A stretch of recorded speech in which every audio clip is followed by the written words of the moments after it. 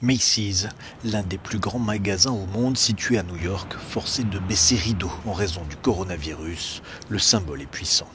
Depuis le début de la pandémie, les confinements, décidés à l'échelle des États, ont considérablement affaibli la première économie de la planète.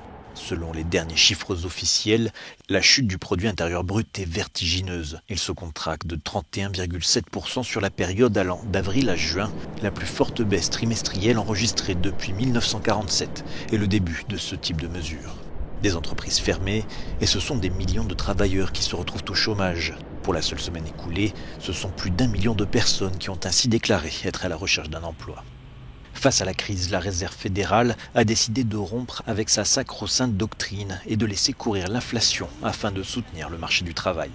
En pratique, la Fed visera une inflation de 2% en moyenne sur la durée, si besoin laissant filer pendant un certain temps les prix à la hausse pour compenser des périodes d'inflation inférieures à l'objectif.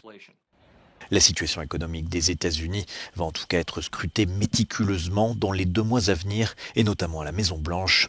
En vue de sa réélection, Donald Trump comptait faire de la bonne situation économique du pays son principal argument de campagne.